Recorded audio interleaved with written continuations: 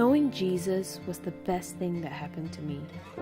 At the time, I was in a relationship with a person who didn't share my beliefs, and he struggled to make sense of my newfound faith. For years, I prayed and hoped that he would come to know God.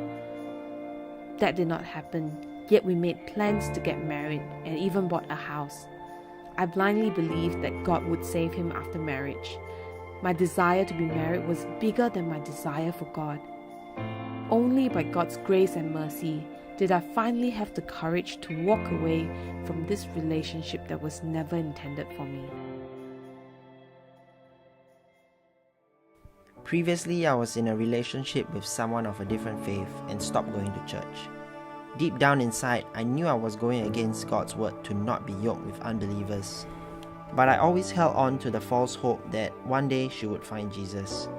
After 6 years, it was going nowhere and I decided to end the relationship in 2015. Many people thought my actions were irresponsible and heartless. I struggled with the weight of my decision and wondered if I was doing the right thing. 4 years later, I moved to Perth and started attending a Connect group. I met Matthew 1 year later when he joined the same group. It wasn't love at first sight or anything like that. For the first time in years, I started going to a church Connect group. It was there that I met Edna. I clearly remember there was one night where we were asked to share a testimony of how God had impacted our lives. Edna shared about how God brought her out of her relationship, also of 6 years. I was really moved by how similar our journeys were. Over the next few months, God created many opportunities for us to get to know each other better. It was then that I saw and felt the difference of being with someone who knows and fears God.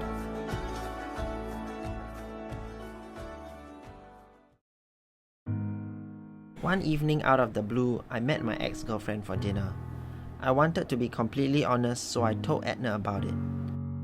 Edna and I were meant to meet some friends for supper later that evening, but when we met, things got really awkward and she did not speak nor look at me directly.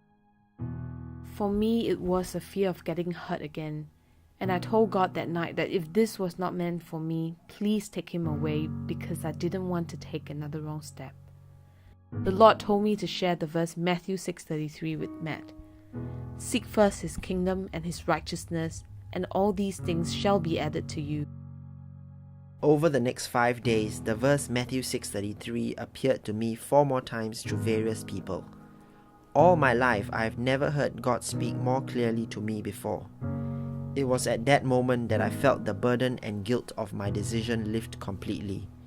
God knew my struggles, and this was His way of confirming that I had done the right thing in His eyes.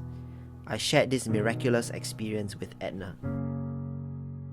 Matthew 6:33 has been an anchor verse in my life, and when Matt shared how the verse had impacted him, it was clear that God answered my prayer and Matt is the man that God has set apart for me. Waiting on the Lord is never in vain. If you honor God, God will honor you too.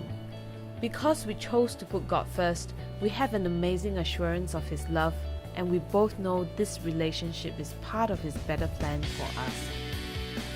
Isaiah 55 verse 8-9 says, "For God's thoughts are not our thoughts, neither are His ways our ways.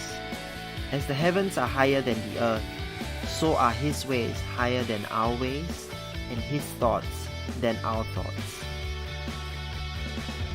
By God's grace, He transformed our brokenness into the start of something beautiful.